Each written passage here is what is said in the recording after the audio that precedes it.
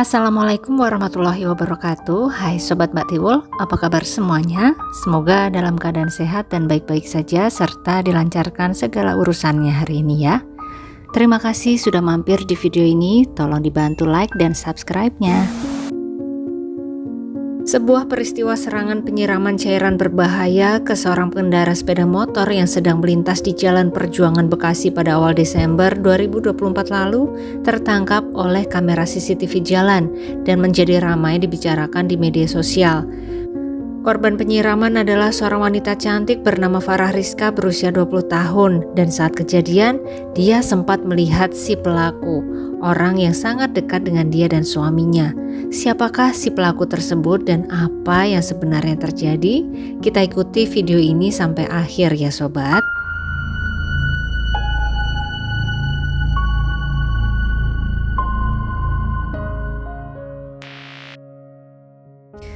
Farah Rizka atau Farah adalah warga kawasan Bekasi Utara yang berusia 20 tahun dan sudah menikah atau pernah menikah. Iya sobat, jadi Farah ini sudah memiliki seorang suami yang bernama Ilham. Namun sejak tahun 2023 hubungan mereka menjadi renggang, bahkan ada yang bilang jika mereka berdua sudah resmi berpisah. Namun walau renggang atau berpisah, mereka berdua masih menjalin komunikasi dengan baik. Ilham sendiri adalah seorang pemuda berusia 25 tahun dan memiliki beberapa orang teman dekat yang sering kumpul bareng. Salah satunya bernama Arjuhan Rosetyoni, usianya juga 25 tahun. Arjuhan atau Johan cukup dekat dengan Ilham, suami dari Farah. Bahkan cukup sering menginap di rumah Ilham juga. Dan Johan juga mengenal Farah, istri dari Ilham itu. Di mata Johan, Farah ini adalah wanita yang cantik dan menyenangkan. Dia cukup mengagumi istri dari temannya itu. Hanya sebatas mengagumi saja ya sobat. Sampai akhirnya Johan mengetahui bahwa hubungan Farah dan Ilham sedang renggang. Mulailah dia melakukan pendekatan ke Farah. Melihat sahabat sang suami yang menunjukkan tanda-tanda PDKT membuat hati Farah yang sedang bersedih karena perpisahannya dengan Ilham menjadi berbunga-bunga lagi. Farah pun kemudian membuka hatinya untuk menerima Johan. Hubungan mereka berdua menjadi semakin intens. Seperti orang pacaran pada umumnya, Johan dengan setia mengantar jemput Farah dari tempat kerjanya, berkunjung ke rumahnya dan mengajaknya jalan-jalan. Sepertinya si Johan ini betul-betul serius dengan hubungan mereka. Namun tidak begitu halnya dengan Farah. Dalam masa menjalin hubungan dengan Johan, Farah dikabarkan masih sering jalan bareng dengan sang mantan suami Ilham. Hal ini sangat mengganggu pikiran Johan dan seringkali menjadi bahan perdebatan dan juga percekcokan di antara mereka berdua. Johan ini tidak suka kalau Farah masih berhubungan dengan Ilham. Walau Ilham itu juga temannya sendiri, tapi Johan ingin menjadikan Farah miliknya seorang. Dan bila Farah tidak bisa setia, Johan memberi ancaman akan membuat Farah menjadi seperti Agus Sedih. Sobat semua sudah tahu ya mengenai Agus Sedih, itu loh Agus yang jadi korban penyiraman cairan berbahaya. Jadi Johan ini pernah mengancam Farah kalau macam-macam nanti akan diperlakukan seperti Agus. Membaca ancaman-ancaman yang sering dikirim Johan via WhatsApp tersebut, Farah tidak terlalu mengindahkan sebenarnya. Dalam pikirannya, paling Johan ini hanya omon-omon. Sementara Johan yang semakin berharap kepada Farah, sebaliknya Farah malah menjadi semakin tidak yakin dengan Johan. Selain seram dengan ancaman-ancaman dari Johan, Farah juga lelah dengan percekcokan yang sering terjadi selama berhubungan dengan pria tersebut.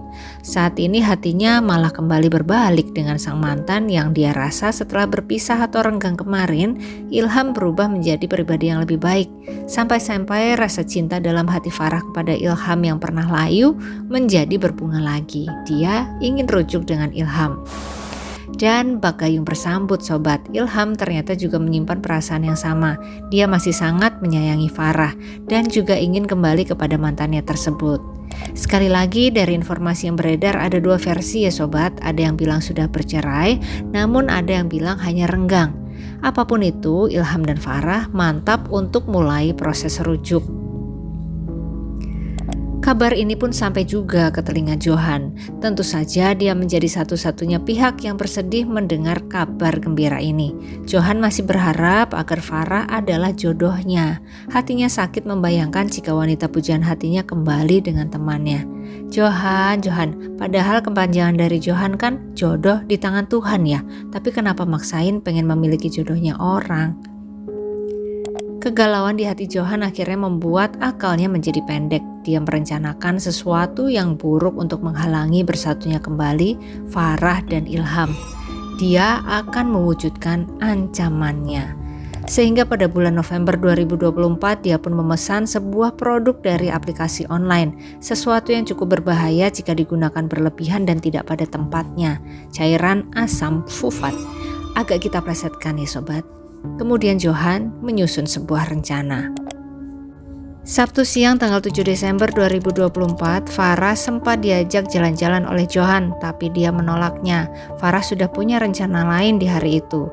Dan di malam harinya sekitar pukul 7 malam, Farah baru mencucikan sepeda motornya di cucian steam di sekitar Jalan Perjuangan Bekasi. Sembari menunggu seperti biasa, Farah pun memainkan handphonenya, masuk ke aplikasi WhatsApp dan di kolom status dia menulis sedang mencuci motor dan juga menyebutkan lokasi cuci motornya. Terbacalah status tersebut oleh teman-teman dalam kontak WhatsApp-nya, termasuk si Johan yang memang tidak Farah blokir ya, walaupun hubungan mereka menjauh saat itu. Johan pun kemudian seolah mendapat ide untuk menjalankan rencananya. Kebetulan tempat Farah mencuci motor juga dekat dengan rumahnya. Dia tahu persis di mana lokasi tersebut.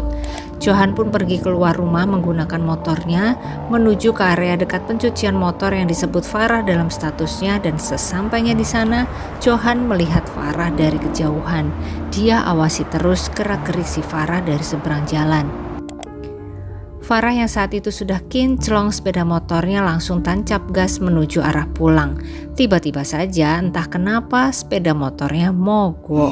Habis dicuci kok mogok ya? Si motor gak mau kena kotoran lagi mungkin ya. Farah yang kebingungan pun menghubungi Ilham dan meminta bantuannya untuk menjemput, kemudian mendorong sepeda motornya dari belakang atau istilahnya menyetut sobat. Setelah selesai menelpon, Farah pun menunggu di tepi jalan. Tiba-tiba saja pandangannya dikejutkan dengan penampakan Johan di seberangnya. Tidak begitu jelas karena malam hari, namun dia tahu persis bahwa itu adalah Johan. Mau apa dia malam-malam di sana? Apa mengikuti aku atau mau tahu aku pergi sama siapa mungkin ya? Entahlah. Begitu yang ada di dalam pikiran Farah saat melihat sosok Johan. Tidak lama berselang, Ilham pun datang dengan sepeda motornya. Kemudian mereka menjalankan motor Farah dengan mendorong dari belakang. Dan di tengah-tengah perjalanan, tiba-tiba ada sebuah sepeda motor yang memepet posisi sepeda motor Farah. Dan tiba-tiba saja dengan cepat dia siramkan sesuatu ke daerah belakang tubuh Farah. Farah pun merasakan sensasi panas sekali di punggungnya. Farah langsung menjatuhkan sepeda motornya ke tanah, dilepasnya sweater yang dipakai, dihentak-hentakan kakinya ke jalanan berharap agar rasa panas di sekujur tubuhnya akibat cairan tadi hilang. Ilham yang melihat tingkah sang istri awalnya tidak paham, namun sedetik kemudian langsung mengerti bahwa Farah telah menjadi korban penyiraman suatu zat. Dilihatnya pelaku masih di tempat berusaha untuk kabur. Dikejarnya motor si pelaku, sebisa mungkin disusulnya. Namun sayang, Ilham masih kalah cepat saat itu. Si pelaku berhasil melarikan diri. Ilham pun kembali ke posisi Farah dan di sana sudah banyak sekali orang yang berusaha menolong Farah. Mereka siram tubuhnya dengan air, mereka selimuti tubuh Farah dengan kain, dengan jas hujan kuning, dan akhirnya mereka bawa Farah ke rumah sakit menggunakan mobil bak ke rumah sakit Anna Medica. Bekas serangan cairan berbahaya tampak jelas sobat di sekujur tubuh Farah. Mencapai 60% bekas serangannya. Segera tim medis melakukan pertolongan pertama dengan menyiram cairan infus bagian yang terkena yaitu leher, punggung, dada sampai paha Farah. Diberi perban, diinfus di bagian kaki, dan akhirnya Farah pun dirujuk ke RSUD Hasbullah Abdul Majid untuk perawatan yang lebih intensif. Setelah mendapat perawatan di RSUD tersebut, Farah juga membuat laporan ke pihak kepolisian ditemani ketua RT. Farah tahu pasti bahwa Johan adalah pelakunya. Tim kepolisian gabungan Polsek Bekasi Utara dan Subdit Resmob Ditreskrimum Polda Metro Jaya pun memburu keberadaan Johan yang ternyata sudah melarikan diri sobat. Pada tanggal 10 Desember 2024 saat Farah masih dirawat di RSUD, handphonenya berbunyi. Ada panggilan dari si penyiram, yaitu Johan. Diangkatnya video call tersebut, tampak wajah Johan yang memelas di seberang telepon. Johan meminta maaf kepada Farah dan memintanya untuk mencabut laporan. Farah yang cerdas pun tidak merespon dengan keras permintaan Johan saat itu ya, melainkan dirinya berusaha merayu Johan untuk datang menjenguknya. Namun saat Farah bertanya kepada Johan di mana posisinya sekarang, Johan langsung mematikan teleponnya dan setelah itu nomornya sama sekali tidak bisa dihubungi. Johan takut sobat. Segala upaya yang dilakukan oleh tim kepolisian gabungan akhirnya membuahkan hasil di tanggal 12 Desember malam. Sampai pada pukul 00.16 masuk ke tanggal 13 Desembernya, mereka berhasil menangkap Johan di tempat persembunyiannya di Cibinong, Bogor. Johan pun tampak sangat lemas saat ditangkap. Dia tidak dapat mengelak lagi dan dalam interogasinya dia mengakui perbuatannya serta menyampaikan bahwa motifnya adalah karena cemburu dan tidak rela bila Farah rujuk kembali dengan Ilham. Dan akibat dari perbuatannya ini, Johan pun diancam dengan hukuman 8 tahun penjara. Kini Farah sudah diperbolehkan pulang ke rumah dan melanjutkan pengobatannya sendiri. Farah sangat bersyukur dirinya bisa selamat dari penyerangan tersebut dan bagian wajah tidak terkena sama sekali ya sobat karena tertutup oleh helm yang dipakainya saat itu. Dan hubungannya dengan Ilham sepertinya semakin dekat setelah kejadian ini. Kita doakan bersama semoga kondisi Farah semakin membaik dan bisa pulih kembali. Serta hubungannya dengan Ilham juga bisa pulih kembali. Demikian sobat, kisah kasus kita kali ini, sebuah cinta segitiga yang berujung penjara. Dan dalam kasus ini tidak ada nyawa yang harus menjadi korban ya, sesuai dengan request salah satu sobat kita. Semoga kamu nyimak kasus ini ya sobat. Terima kasih untuk semua yang mengikuti sampai akhir. Jangan lupa like-nya kalau suka sama video ini. Tapi kalau kurang suka atau kurang berkenan, boleh di skip saja ya.